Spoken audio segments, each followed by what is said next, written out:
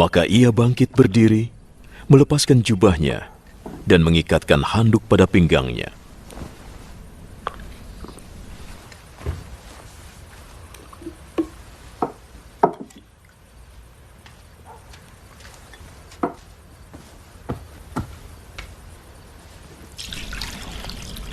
Lalu ia menuang air ke dalam sebuah baskom dan mulai membasuh kaki murid-muridnya dan mengeringkannya dengan handuk di pinggangnya.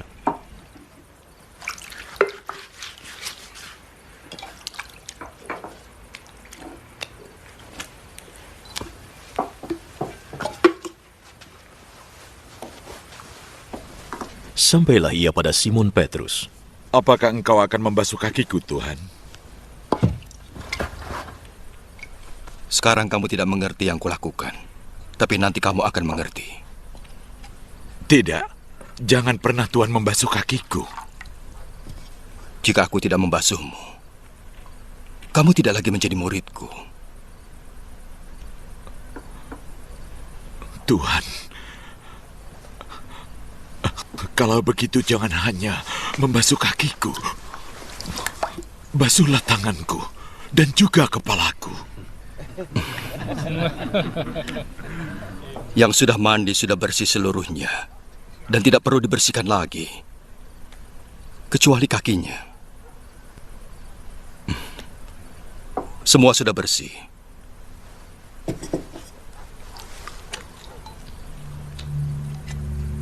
Kecuali satu.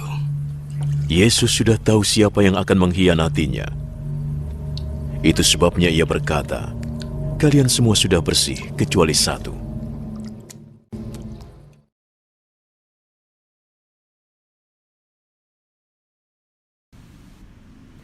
Jemaat yang dikasihi oleh Tuhan, sebelum kita akan memasuki perenungan di dalam ibadah saat ini, di dalam ibadah Kamis Putih, perkenankanlah saya menyampaikan bahwa mulai ibadah ini, dalam ibadah ini, ibadah Kamis Putih sampai dengan ibadah Minggu Paskah yang akan datang, kita akan merenungkan firman Tuhan yang saling berkaitan, yang diambil dari salah satu Injil, yaitu Injil Yohanes.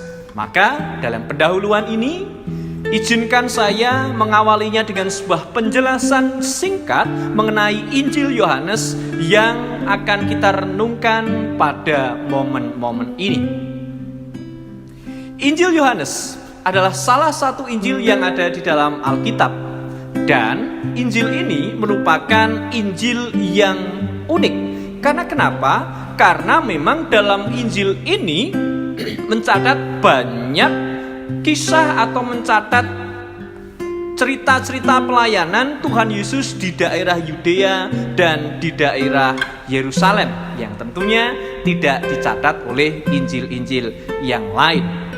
Dan ternyata dalam Injil ini juga penulis tidak dituliskan secara langsung, akan tetapi ditunjukkan ataupun dituliskan secara tersurat, dikatakan di sana dia sebagai murid yang dikasihinya. Salah satunya tertulis dalam Yohanes pasal 13 ayat 23. Dan memang Injil Yohanes ini ditulis tujuannya adalah untuk apa? Untuk menyangkal ajaran-ajaran sesat tentang kepribadian dan keilahian Yesus. Sehingga diharapkan melalui Injil ini, orang-orang dapat semakin percaya, dapat semakin yakin bahwa Yesuslah Sang Mesias itu. Itulah tujuan penulisan Injil Yohanes, yaitu supaya kita semakin percaya bahwa Yesus adalah Mesias yang tertulis di dalam Yohanes 20 ayat 31. Tapi kemudian perlu kita kritisi sejenak. Percaya dalam hal ini, percaya yang bagaimana? Percaya yang bagaimana? Mungkin bisa kita pahami menjadi dua. Yang percaya dalam hal ini adalah percaya yang pertama kali. Jadi agar kamu percaya, yaitu orang yang dulu belum percaya menjadi percaya. Tapi juga bisa dipahami agar kamu terus percaya. Yaitu supaya apa? Agar kita, setiap orang percaya ini terus-menerus percaya kepada Tuhan yang adalah Sang Mesias, Sang Juru Selamat. Begitu pula dalam hal ini Injil Yohanes mempunyai dua bagian besar. Yang pertama pasal 1 sampai dengan pasalnya yang ke-12 itu menceritakan atau mengisahkan tentang pelayanan umum Yesus. Pelayanan umum Yesus. Dan juga dalam hal ini dia menunjukkan tentang 7 pernyataan. Aku adalah. Dia menyatakan aku adalah. Kemudian bagian yang kedua yaitu mengisahkan tentang Yesus mulai memusatkan perhatiannya pada murid-muridnya untuk membangun apa? Untuk membangun sebuah umat dalam perjanjian yang baru, di mana perjanjian yang baru itu ditegakkan melalui kematian dan kebangkitannya. Maka mari kita ikuti ibadah beribadah dari Kamis Putih, Jumat Agung sampai dengan Minggu Paskah dengan sepenuh hati. Niscaya apa yang menjadi tema besar saat ini, percaya dan katakanlah, akan dapat kita mengerti, terlebih kita semakin mantap untuk melaksanakan di dalam kehidupan kita sehari-hari. Jemaat yang dikasihi oleh Tuhan, tadi saya sejenak atau secara singkat saya jelaskan tentang Injil Yohanes itu. Maka mari kita memasuki perenungan kita yang pada hari ini diambil dari Yohanes pasal 13 ayat 1 sampai dengan 17. Inilah bagian pertama yang akan kita renungkan dengan tema merendahkan diri dan melayani. Merendahkan diri dan melayani. Inilah bagian pertama yang akan kita renungkan. Yang tentu tadi sudah dibaca oleh Bapak Ibu Saudara semua dalam momen ibadah ini. Dan kita tahu setelah kita membaca kisah tersebut, ternyata kisah tersebut mengisahkan atau menceritakan tentang tindakan pembasuhan kaki yang dilakukan oleh Yesus. Di mana tindakan pembasuhan kaki itu menunjukkan atau menandakan bahwa dia, yaitu Yesus, adalah sosok yang begitu rendah hati. Sangat berbeda dengan manusia berdosa yang gayanya sok-sokan dan tidak menyadari bahwa kita sebagai manusia itu memiliki kekurangan. Apalagi dalam dunia saat ini yang lebih mengedepankan tentang kuasa dan tahta. Rasanya yang namanya kerendahan hati menjadi hal yang begitu langka.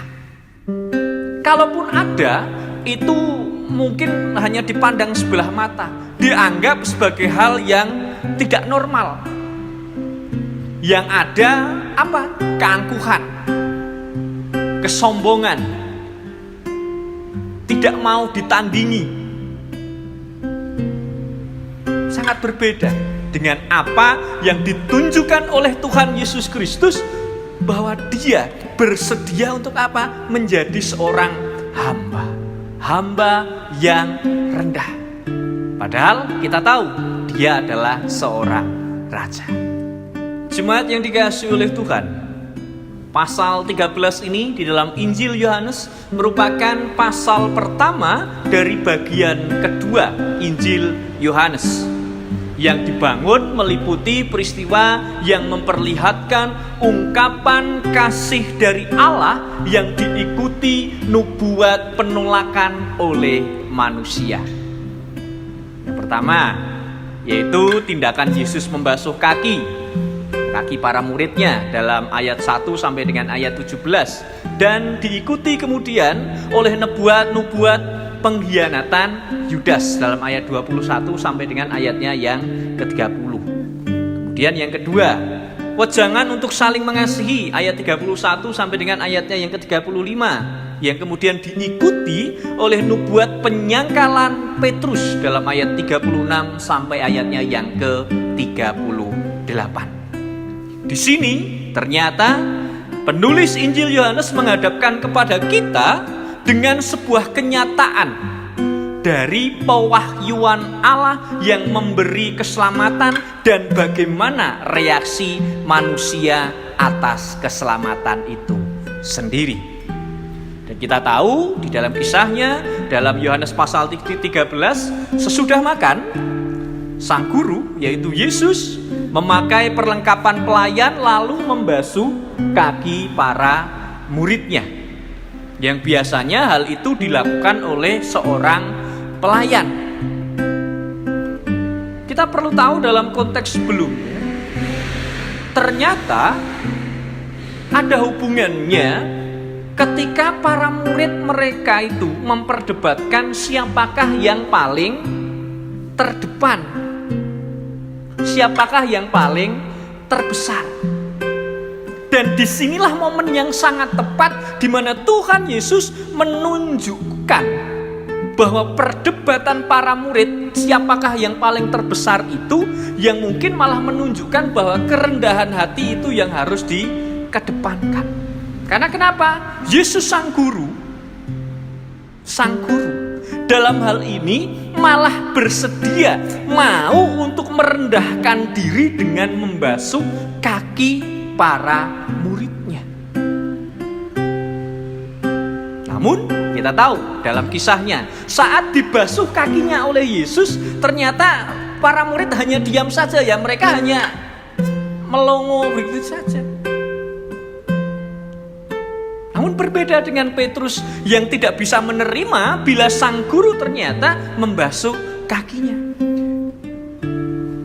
Kita tahu Yesus adalah guru dan Petrus itu adalah muridnya. Namun usai mendengar pernyataan atau penjelasan dari Petrus malah meminta agar seluruh tubuh Petrus ini dibasuh dalam ayatnya yang ke-6 dan yang ke-9. Ini sangat jelas Bapak Ibu Saudara yang dikasihi oleh Tuhan, bahwa ini menunjukkan bagaimana kesediaan Yesus Kristus Sang Raja mengajarkan kerendahan hati kepada para murid. Dengan apa? Dengan metode praktek langsung di hadapan mereka.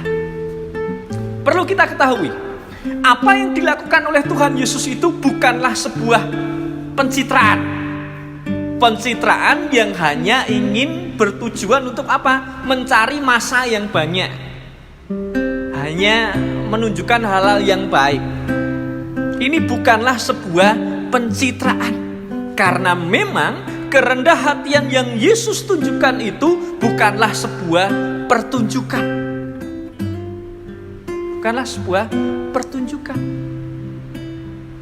Banyak sekarang yang terjadi, orang ketika dirinya mungkin merendahkan diri atau merendahkan hati hanyalah untuk apa? Mendapatkan pujian.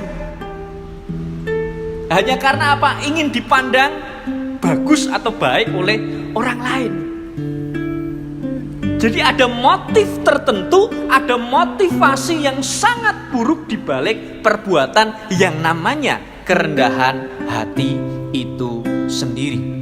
Kalau masih demikian, ya itu namanya seperti saja dikatakan merendahkan diri atau merendahkan diri di gunung yang tinggi.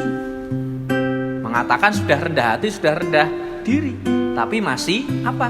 Ingin menunjukkan kesombongannya. Bapak Ibu Saudara yang dikasihi oleh Tuhan, kita tahu bagaimana Tuhan Yesus itu ternyata memang mengajarkan tentang kerendahan hati. Dan kerendahan hati yang ditunjukkan oleh Yesus itu bukanlah sebuah pencitraan atau sebuah pertunjukan. Karena memang Tuhan Yesus tidak mengajarkan kerendahan hati yang ingin mencari ketenaran. Di dalam kisahnya, di dalam ayat 12b, ketika Tuhan Yesus setelah membasuh kaki para murid, dia kembali ke tempat duduknya dan menjelaskan makna di balik semua tindakan itu. Menanyakan kepada para murid, mengertikah kamu apa yang telah kuperbuat kepadamu? Itu menunjukkan Tuhan Yesus ingin tahu apakah para murid itu menangkap maksud yang disampaikan oleh Yesus melalui apa yang dilakukan oleh Yesus, atau mereka hanya melihat, atau mereka hanya menonton saja. Inilah yang saya sampaikan. Kalau memang masih demikian, ternyata setiap orang percaya bahkan hanya melihat salib itu, bukan sampai menghampiri salib itu. Jadi Tuhan Yesus mengajarkan bukan karena hanya sebatas apa yang dilakukan, tapi mengajarkan mengapa hal itu dilakukan. Kira-kira apa Bapak Ibu yang dikasihi oleh Tuhan? Mengapa Tuhan Yesus melakukan pembasuhan kaki? Mengapa? Jadi bukan hanya apa yang dilakukan, tapi mengapa dia melakukan itu. Nah, inilah inti atau sebuah pembelajaran yang perlu kita renungkan di dalam diri kita. Pembasuhan kaki itu dapat ditafsirkan atau dapat diartikan adalah sebuah cara untuk apa? Dapat saling menolong dan saling mengampuni antara satu dengan yang lainnya. Karena kenapa? Orang yang satu dengan orang yang lain itu tidak kemudian angkuh, tidak kemudian merasa dirinya itu yang paling benar, akan tetapi Tuhan Yesus menugaskan bahwa bahkan agar mereka itu saling mengasihi. Karena apa? Karena kamu sudah dikasihi, terlebih dulu sudah dikasihi oleh Tuhan. Jadi wujud nyata dari pembasuhan kaki ini adalah bagaimana setiap orang yang belajar kepada Sang Kristus tentang saling menolong, saling menopang satu dengan yang lain tentang pembasuhan kaki. Kenapa dikatakan saling menolong? Ya kita membantu orang lain membersihkan kakinya. Itu pun harus didasari dengan apa? Kesediaan.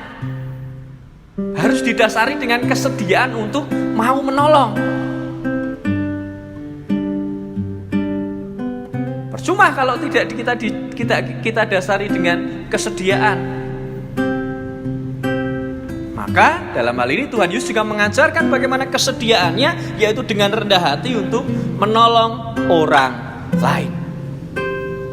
Lalu apa alasan bagi kita untuk rendah hati? Kenapa toh saya harus rendah hati?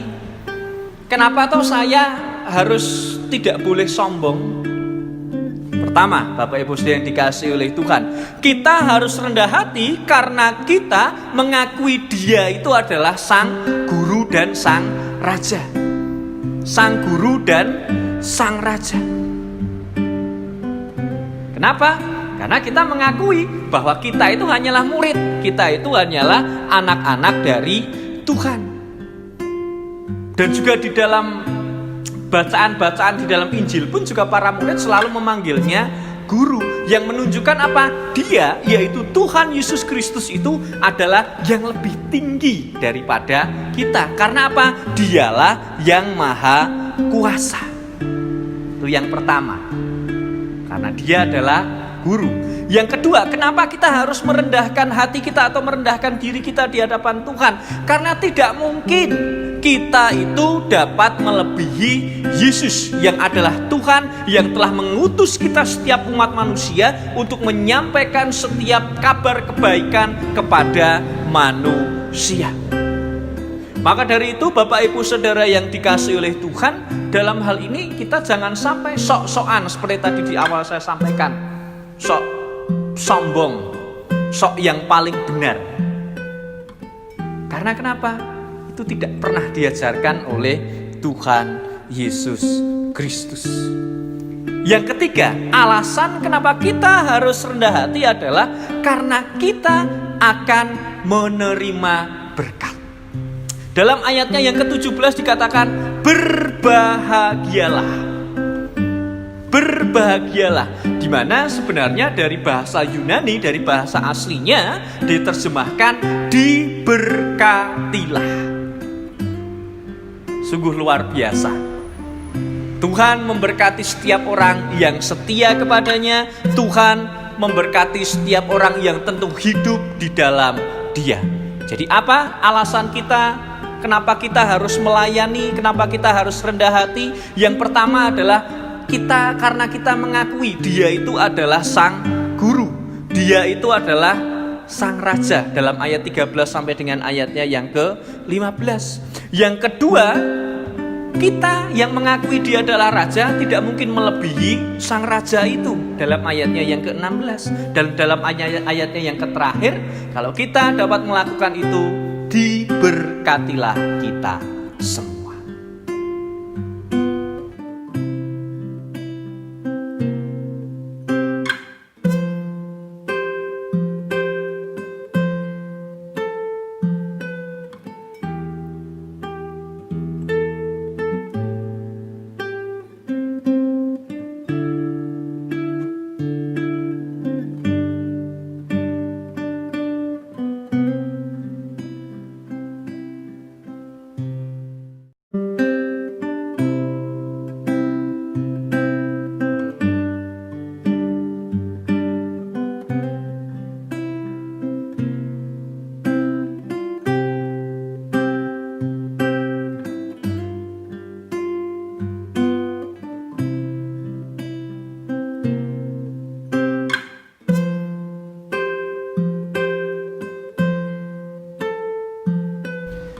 Jemaat yang dikasihi oleh Tuhan, saat ini bagaimana dengan kita? Pernahkah kita melakukan pembasuhan kaki? Pernah atau tidak di antara kita semua?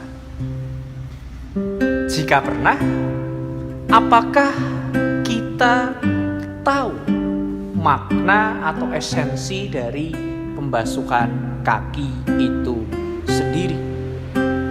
Ataukah kita hanya melakukannya ya sebagai sebuah perbuatan yang menunjukkan aku ki wong Kristen? Apakah hanya didasari pada itu? Ataukah kita memang melakukan ini didorong dengan apa? Dengan rendah hati, di mana kita tahu makna yang kemudian didorong dengan apa? Mewujudkannya menjadi sebuah fakta. Apakah kita tahu makna yang kemudian kita dorong menjadi sebuah fakta? Itulah tantangan kita. Ketika kita mengatakan, ini loh, aku sudah rendah hati, aku sudah mengampuni, tapi ternyata itu tidak kita dorong untuk menunjukkan menjadi sebuah fakta, apalah artinya? Itulah yang diajarkan Tuhan Yesus saat ini. Dia tidak hanya mengajarkan kasihlah sesamamu, tapi Dia memberikan sebuah praktek langsung. Inilah wujud mengasihi sesamamu, menopang sesamamu. Karena memang Tuhan mengajarkan dalam hal ini, yaitu agar kita tidak hanya fokus pada berkat-Nya, tapi kita juga apa? Fokus pada Sang Pemberi berkat itu. Siapa? Tuhan Yesus sendiri. Sehingga kita dapat semakin tahu apa yang diajarkan. Oh, kerendahan hati. Bagaimana prakteknya? Seperti ini. Itu dapat kita teladan dengan sungguh-sungguh. Jadi mari, Bapak Ibu Saudara yang dikasihi oleh Tuhan, kita semakin meneladan Kristus. Motivasi kita meneladan Dia adalah bukan hanya karena Tuhan sudah memberkati kita, tapi dorongan terbesar kita adalah karena Kristus yang sudah memberikan keselamatan bagi kita, yaitu Kristus yang sudah menjadi pemberi berkat bagi setiap kita. Itulah yang harus kita syukuri karena kita telah diberkati oleh Tuhan sampai dengan saat ini. Tuhan memberkati kita. Amin.